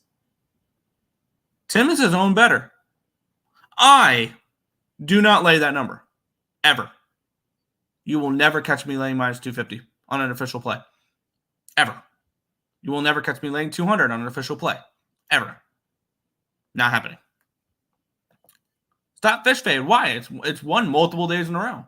Why are you telling us to stop doing something that is really profitable? I don't get it. I thought you want to see us succeed. And when you tell us to stop doing something profitable, it makes me question that. Today is Sunday. Bad teams win today. Maybe the Yankees might win then. Yeah, stop fish fade. Yeah, exactly. Fernando, who's your NFL team? The Texans. Okay. Didn't he play the -2.5? I don't know what he did, and I don't care what he did. We'll move on. Philadelphia Phillies and the New York Mets -120 for the Phillies. Total of 8 in this game. This line opened up with the Phillies as -135 favorites. It's now -124. Line opened up in an 8.5. It's now an 8. So a move towards the under and a move towards these New York Mets. Wow, 19% of the tickets and 64% of the cash is on the Mets. The Sharps are all over New York in this game. Line moving towards them. 88% of tickets, 87% of cash is on the over as well. David Peterson and Christopher Sanchez is your pitching matchup for this one. Peterson, 2.84 ERA, 1.26 WHIP, 7.67 strikeouts per nine, which is 21%, 2.27 walks per nine, a 323 BABIP, a 3.14 FIP, and a 403 SIERA. Christopher Sanchez on the opposite side for the Phillies, 2.14 ERA, a 0.92 WHIP, 8.29 strikeouts per nine, which is 23%, 0.8 walks per nine, a 255 BABIP, a 3.14 FIP, and a 305 SIERA. Bullpen edge goes towards the Mets. Hitting edge slightly goes towards the Phillies, but against lefties, both these teams against lefties, number 1 and number 2 in baseball the last 30 days. 124 WRC plus for the Phillies, 123 WRC plus for the Mets. So I do see this as potentially an over spot, even though the market's dropped. I don't know why the market's dropped with the way these two teams are hitting lefties. I will move on the New York Mets in this game, which is plus 105 over on Fanatics. I expect a bounce back spot here for the Mets after blowing the lead yesterday. Every game is kind of like a must-win game for the Mets with them chasing. I think that the path to the Mets making the playoffs is not the Braves losing. It is the Diamondbacks losing. And I was able to get a boost on this one. I got it up to plus 115 over on Fanatics with a 10% boost. So I was able to get a little bit of that as well. So I'm on the New York Mets at plus 105 for this game on this one. Let's see. Cheap shot, Earle. Hey, you throw cheap shots, I can throw them back. Texans -6 for me tonight. Mets smash. Who cares? All right, Robert, there you go. Leaning under 8. Fair. Fernanda. Mets money line. Happy David Peterson Day. Yep. The choke job yearly failure has begun. It's over, Earle. I wasn't expecting playoffs this year, but okay. Lindor home run. I believe he is back in the lineup. He missed one day. So that's awesome to see he only missed one day. So we'll see. Let's get into the next one here. The New York Yankees taking on the Boston Red Sox. The Yankees -160 favorites total. -165 favorites total of 8.5 in this game. And before I break down this game, I want to give a huge shout out to Major League Baseball. The Red Sox and the Yankees are playing on Sunday, and they're not shoving it down our throats on Sunday Night Baseball. It's so refreshing not seeing Yankees, Red Sox for the 487th time in the last 3 years on Sunday Night Baseball. Let's get into the game. Line opened up at a -180. It's down to a 167. So we have a move towards the Red Sox. Line opened up at a 8.5 -120. It's down 8.5 at even money. So move towards the under and a move towards the Red Sox here in this one. 88% of tickets, 87% of cash is on the over. 88% of tickets and 81% of cash is on the Yankees in this spot. As we have the pitching matchup of Cutter Crawford and Carlos Rodon. 3.68 ERA, 1.92 whip for Cutter Crawford, 7.36 strikeouts per 9, which is 21%, 2.45 walks per 9, a 195 BABIP, a 4.33 FIP, and a 4.44 SIERA. On the flip side, Carlos Rodon, 4 ERA, 1.19 whip, 12.67 strikeouts per 9, which is 33%, 2.33 walks per 9, a 3.28 BABIP, a 3.17 FIP, and a 2.81 SIERA. Bullpen edge goes towards the Yankees. Hitting edge goes towards the Yankees. 91 WRC plus, which is 24th, compared to 74, which is 22nd. The Yankees, or not the Yankees, the Red Sox don't hit lefties, which ultimately is leaning me towards an under in this game. And with the bullpen of the Red Sox, I am not even looking at the full game. I have no faith in the Red Sox bullpen whatsoever. So if I'm looking Red Sox in this game, which I don't understand the line moving towards the Red Sox, I have advantages with the Yankees everywhere in this game. I'm going to move on the first 5 under, though, is where I'm going to go with this game. Is first 5 under 4.5 and -115. And the reason why with that is I look for both these pitchers to be able to pitch well. Both these teams have been subpar hitting as of late. And when I look at the Red Sox, they do not hit lefties. And I would like to fade Red Sox versus lefties. And this is exactly what we get here. And the markets are telling me, because I came into this game thinking Rodon pitches well. That was my cap coming into this game, is I want the Yankees, Rodon pitches well. The market moving towards the Red Sox is going to keep me off the Yankees. But the line moving towards the unders tell me Cutter Crawford can pitch well here as well. So the first 5 under 4.5 is -110. And I just moved on that here. Yankees, Red Sox, first 5 under 4.5, -110. Let's see. Yanks smash. All rise. Judge 2 home runs. Did you see Cole intentionally walk Devers? Bothered every Yankee fan. That was weak and pathetic. He better win a playoff game or else he'll regret this his whole career. I mean, he's won how many World Series, Garrett Cole? I believe he won one with the Houston Astros. So, I mean, at the end of the day, I don't think he's going to be there. Up 1-0 with the bases empty and you intentionally walk him. Yeah.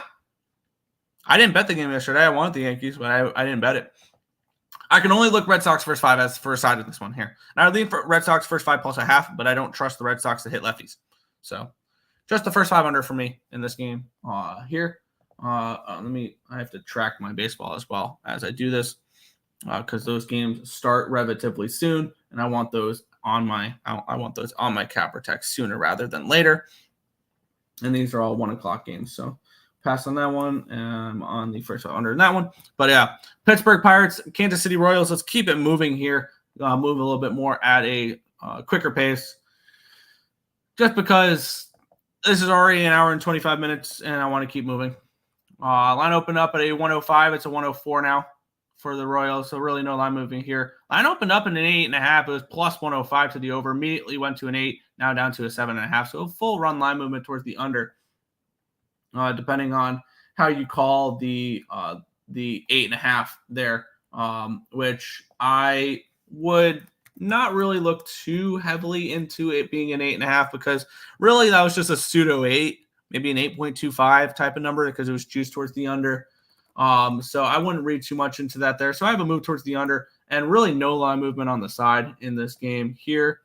Let's take a look at the cash flow in this game between the Royals and the Pirates.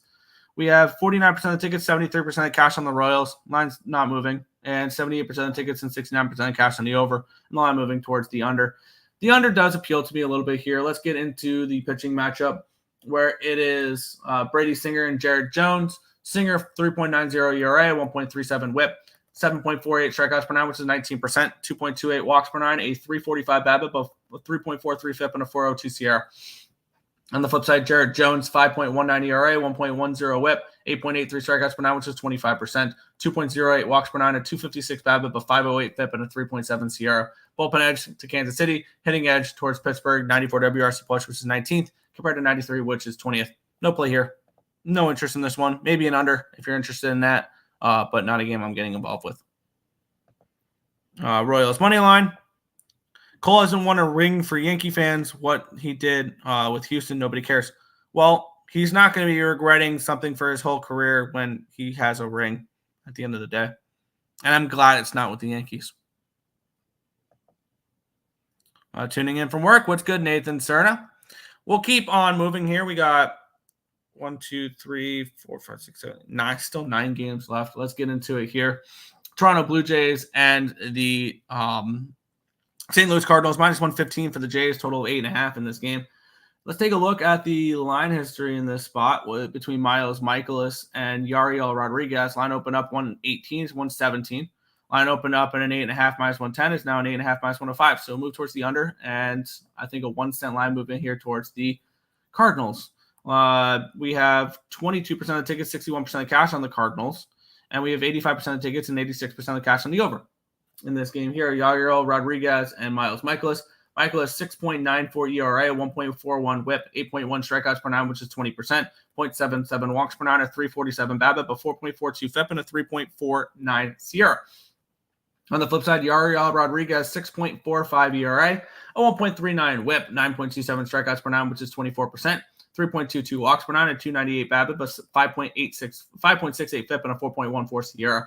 Bullpen edge goes towards the Cardinals. Hitting edge goes towards these Blue Jays, who are smashing righties as of late. 131 WRC plus, which is number 1 in baseball, compared to 102, which is 12th for the Cardinals.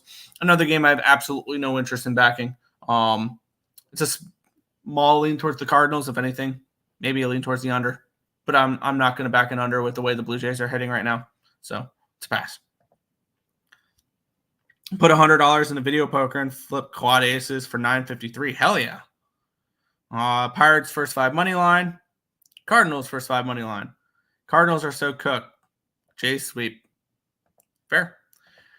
We'll keep on going here. I feel like I can move a little bit faster through baseball because I'm not trying to force plays on Sundays. I am well aware Sundays are my worst days, so I'm not trying to force plays here. Line opened up at a 135 down to a 120 now for these Cleveland Guardians. Line opened up in an 8 at minus 118. It's now an 8 at minus 115. Let's take a look at the cash flow. 85 and 85 on the Guardians. The line's moving towards the Rays, which makes the Rays extremely appealing. 57% of the tickets and 60% of the cash is on the over. Let's take a look at the pitching matchup here. Ben Lively and Tej Bradley. Bradley has 7.57 ERA, a 1.46 whip, 8.23 strikeouts per 9, which is 21%. 2.63 walks per 9, 308 BABIP, a 603 FIP, and a 4.21 SIERA. Lively, 5.48 ERA, 1.39 whip, 6.65 strikeouts per 9, which is 17%. 1.96 walks per 9, a 325 BABIP, a 3.61 FIP, and a 4.27 SIERA. Bullpen edge goes towards Cleveland. Hitting edge goes towards Cleveland. 93 WRC plus, which is 22nd, compared to 90, which is 25th. If I'm looking at the Rays in this game, I am going to cut this down to 5 innings. Would be the way I would approach this, and I would take the Rays in the first 5. Let's take a look at what let's take a look at the line history has done in the first 5 real quick before we move on to the next game. Because Rays first 5 does appeal to me a little bit in this game, and it's moved towards the Rays in the first 5 innings. I think I would like to move on the Rays first 5 in this game here. So let's take a look at what the number is for the Rays first 5, and I think I'm going to move on it here. Even money over on Bet365. Sign me up. Rays first 5, even money for me here. This one.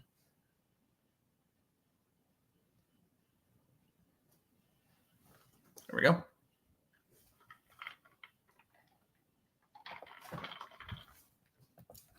Let's head back to the chat. Tampa upset. There you go. You can rush to these games. Not many people betting MLB today, which makes me love it even more. Some of these games are dreadful like this, and that's fair. And Cleveland money line there for Robert. I can definitely see Cleveland winning this full game for sure. I only want the first 5 with the Rays. How about this marquee matchup of the day? The Oakland Athletics and the Chicago White Sox. The Oakland A's are minus 185 road favorites in this game with a total of 8 in this spot, which just seems like an absolutely ridiculous price, which this line's dropped. It opened up at a 185, and it was a 185 for a while, and then it's now dropped all the way down to a 157. A massive move towards the Chicago White Sox. Line opened up at an 8.5, minus 110. It's now an 8 and minus 119. Take a look at the cash flow in this game here, where we have 63% of the tickets and 60% of the cash on the over. The line dropped. And then we have 85% of the tickets, 99% of the cash on the Oakland A's, and the line's dropped as well. Now, do I have any interest in backing the Chicago White Sox? Not for the rest of the season. They would need to go 9-5 to not have the worst record of all time. And to give you an idea, they have won 9 games since June 30th, my bad. This White Sox team is going to finish with a worse record than the 1962 Mets. Thank you, White Sox, for doing that. So now the Mets can no longer live in infamy for that. I would only look under in this game. Let's take a look at the pitching matchup, though, where you have J.P. Sears and Sean Burke. Sears at 3.56 ERA, 1.19 whip, 6.53 strikeouts per 9, which is 18%, 1.78 walks per 9, a 286 BABIP, a 4.323 FIP, and a 4.59 SIERA. On the flip side, Burke, I believe this will be a bullpen game for the White Sox, if I remember right. Bullpen game for the White Sox, which is absolutely terrifying. He went 3 innings in this last start, gave up 3 earned runs.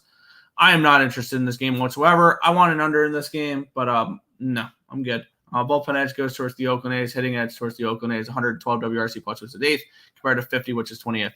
The White Sox are not hitting lefties, so I look for J.P. Sears to shut it down. So maybe the line movement's telling me Burke pitches ball too, but it's no play here. Oh, my dreadful. Yeah, this is quite the game there. I did move on Tampa first 3. There you go. And BS numbers, plenty of money to be made still. Yes. Plenty of money still to be made on baseball. There was a full college football card yesterday. Went 4-0 in baseball, though. So, yeah, baseball is the reason why I didn't have a horrible day yesterday. But let's keep it going here. Chicago Cubs and the Colorado Rockies. The Cubs are minus 130 favorites, total of 11.5 in this game. Let's take a look at the line history in this one here, where we have Kyle Hendricks and Cal Quantrill. Line opened up at an 11. It's now an 11.5. Line opened up at a minus 122. It's now minus 129. So we even moved towards the Cubbies. We even moved towards the over in this game here, expecting Cal Quantrill to get hit. 66% of tickets, 74% cash on the over. Line's moving towards it. 79 and 85 on the Cubbies, and the line's moving towards them. Let's take a look at the pitching matchup. Hendricks has been horrible. 6.1 ERA, 1.89 whip, 4.79 strikeouts per nine, which is 11%, 4.35 walks per nine, a 351 BABIP, a 4.82 FIP, and a 5.56 ERA. Cal Quantrill has been arguably worse. 5.17 ERA, 1.53 whip, 6.32 strikeouts per nine, which is 16%, 5.17 walks per nine, a 273 BABIP, a 6.17 FIP, and a 5.63 SIERA. The bullpen edge goes towards the Cubbies. The hitting edge goes towards the Cubbies, 125 WRC plus, which is third, compared to 88, which is 27th. Both these pitchers, I think, are very vulnerable in this one, and that leads me to believing that both these guys can get hit. I'm going to – I think I want to bet the over in this game, and it's a high total. I'm well aware it's a high total. I think I want to bet the over in this spot. The market's moving towards the over. I don't trust either of these pitchers. The Cubbies are hitting as of late, and I think the Rockies can put up a few runs as well. If they can give me 4 runs, give me an 8-4 game, and we move on. And I'm getting an 11 at minus 120 over bet 365. So I'm going to move on the over 11 here in this game. And I'm going to do it with a decent amount of confidence. I want to fade both these pitchers right now, and especially in cores. So I'm on the over 11 here with the Rockies and the Cubs. Over 11, Rockies and Cubs. Isn't it annoying how the Jets and the Giants play at the same time? Awful for New York fans. I can care less. I barely watch the NFL. Went 1-0 with a plus 130 winner in the MLB yesterday. Cubs last 5 went over. Give me the over. Nick copied me again. No, I did not. I followed the market. No, I didn't.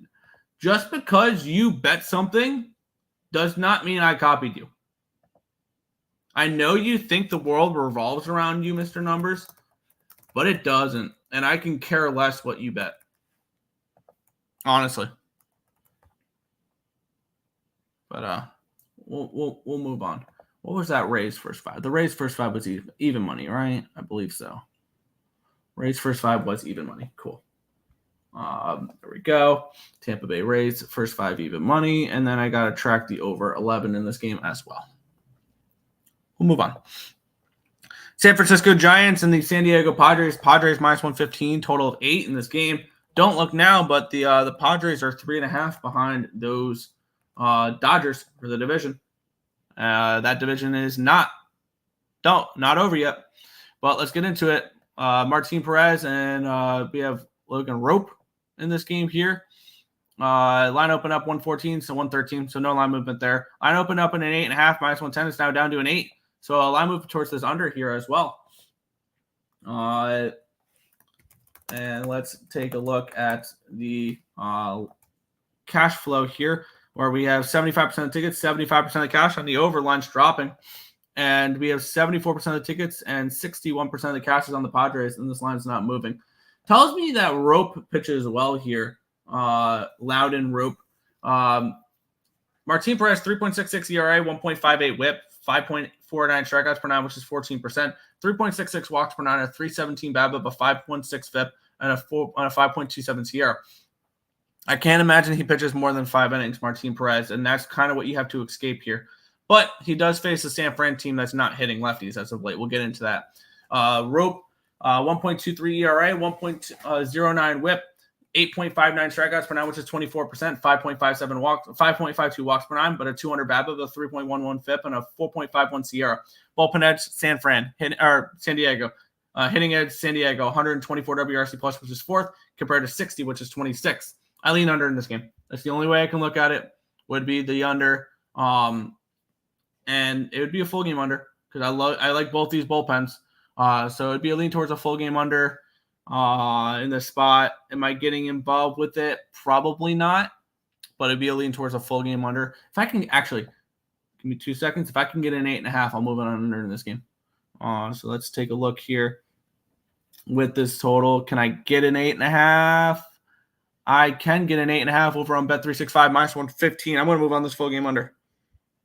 Perfect. That's what I wanted. Under 8.5. I like this matchup. Martin Perez has been struggling, but I think he can pitch well against the Giants team that's not hitting lefties. And I think Landon Rope can pitch decent here in this spot. And then the bullpens, I trust both the bullpens to shut it down late. So under 8.5 here, minus 115 for me in this game is where I'm going in this spot. So let me, I have to custom do that one too because they are giving me an 8, and I was able to get an 8.5 minus 115. Yeah, over. Yeah, nobody is copying you, bro. Thank you. Up next, so funny. Don't believe him. Gas. Okay. I like San Fran here, but I do not like bullpen games. I actually don't mind. If there's a team I trust with bullpen games, the Giants are one of them. I was ready to bet the Padres till I saw Perez pitching. Can't do it. Probably passing. Throw some strip money on the under 8. I got 8.5. They dominated the Giants, but it's Sunday. Careful. Fair. San Diego smash. That's why I'm staying off. I think San Fran probably wins the baseball game. So that's ultimately what's going to keep me off is it's just the market is telling you San Fran wins this game too, and tells me Rope pitches well. And if Rope pitches well, I believe Perez has a good matchup to pitch well here too. So I'm on the under 8. We'll move on. 3 games remaining on the card. Arizona Diamondbacks and Milwaukee Brewers. The Diamondbacks losing like that was actually kind of really nice yesterday. And they shredded through a lot of bullpen because they kind of came back in that one there a little bit too. Line opened up 155. It's down to a 154. Line opened up an 8.5 minus 110. It's now an 8.5 minus 106. Let's take a look at the cash flow. 91 and 92 on the over. Line dropping. 79% of tickets and 82% of the cash is on the Diamondbacks. The line's not moving here. Let's take a look. We have DL Hall taking on Zach Gallen. We have Hall, who I don't remember the last time he's pitched. And, of course, I switched to a different tab, so my screens go black for a second here. There we go. Let's take a look what DL Hall has done because he's kind of tough to trust. There's one thing I've noticed. He's pitched a few times over the last 30 days. He's not given up an earned run in the last few appearances. He only went an inning and 2/3 in his last one on September 10th in San Fran. He went 4 innings the previous one. He went 7 innings the one before that. He gave up 1 earned run the game before that against Cincinnati. So he's gone pretty well actually lately. And Zach Gallen, 3 ERA, 1.22 WHIP, 11.33 strikeouts per nine, which is 30%, 4.67 walks per nine, a 295 BABIP, a 2.91 FIP, and a 3.86 SIERA. Bullpen edge going towards the Diamondbacks. My bad. No, bullpen edge goes towards Milwaukee. Hitting edge goes towards the Diamondbacks, 130 WRC plus, which is second, compared to 101, which is 14th. I'm staying off this game. It's a lean towards an under in this game for me personally. And maybe it's a look towards the Diamondbacks, but I don't want to lay this type of number with Arizona, especially with Milwaukee going for the sweep. But with Milwaukee winning the way they did yesterday, I can only really look Arizona, but it's another no play for me. We'll move on. Over 8.5. I lean under, but we'll see. Snake smash. I can see the Snakes bouncing back after yesterday. We had the Texas Rangers and the Seattle Mariners. This total is a 7 with the Mariners as minus 155 favorites. I still found it hilarious how that total was a 6 yesterday with Max Scherzer on the mound returning from an injury. And he gives up 4 runs in the first 5 innings. So that was thank you, Max Scherzer, for the over yesterday. And thank you, Rangers, for Luis Angel Acuna. Line opened up at a minus 150. It's now 154 for the Mariners. Line opened up at a 7. It's down to a 6.5 now. I kind of like those 6.5s and taking them over. I don't know why. 92% of the tickets, 81% of cash on the over. Line's dropping. I'll stay off. It's 12% of the tickets and 70% of the cash is on the Rangers, which does appeal a little bit of Rangers to me. Andrew Heaney's been awesome. 2.84 ERA, 1.03 WHIP, 12.08 strikeouts per nine, which is 32%. A 1.78 walks per nine, a 295 BABIP, a 2.98 FIP, and a 2.79 SIERA. George Kirby struggled as of late. 5.6 ERA, 1.32 WHIP, 7.57 strikeouts per nine, which is 19%. 1.65 walks per nine, a 305 BABIP, a 5.11 FIP, and a 4.26 SIERA. The bullpen edge going towards the Seattle Mariners. The hitting edge going towards the Mariners, 102 WRC plus, which is 8th, compared to 98, which is 16th. I would kind of like to back Heaney in this game, and maybe a Rangers first 5 is kind of the way I'm leaning here in this one. And I want to take a look at what the market has done for the first 5 innings.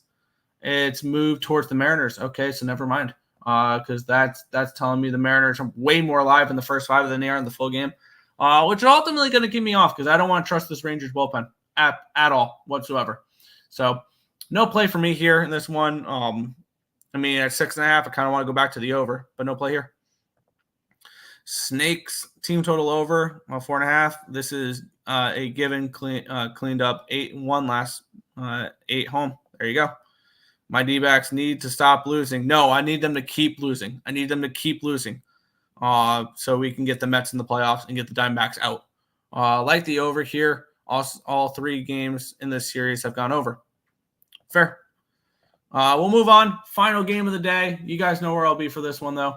The Atlanta Braves and the LA Dodgers. The Braves looking to break out them brooms versus the Dodgers. I did not expect the Braves to sweep this series.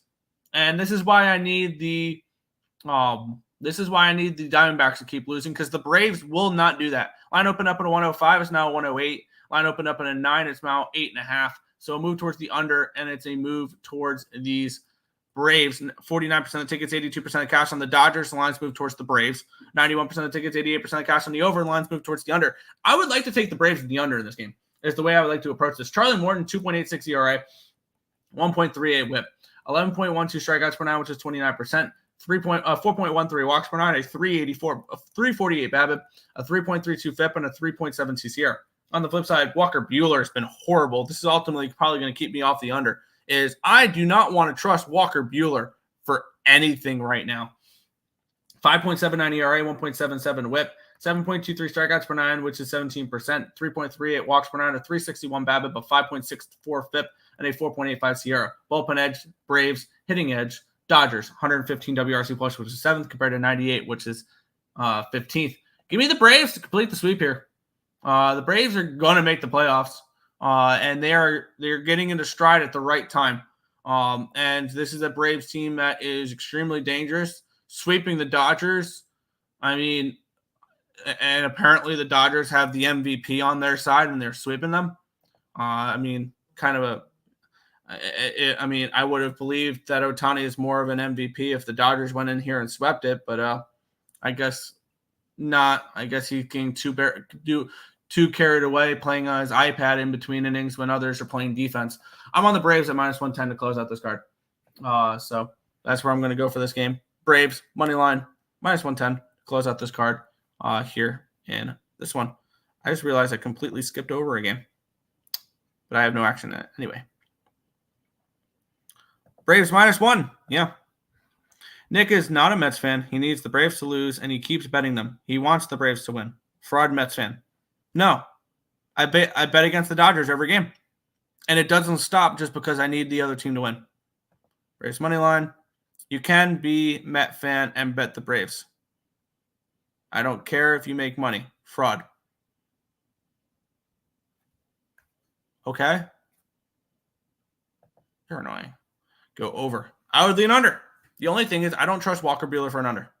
So, but that is everything for today's card. Let me grab the link to the CapperTek because I don't feel like recapping every single play that I have given out during the show. And if you guys want all of my plays, make an account and follow me over on CapperTek. I'll give you a full week free. So there is that. I'm not going to go over every game I'm not going to recap anything for today. We've already gone for an hour and 48 minutes, and I am tired of talking. So that is going to do it for this one. I want to thank you guys as always for watching, and we'll catch you guys same time, same place for another edition of the Earle Sports Bet Show. Good luck, everyone.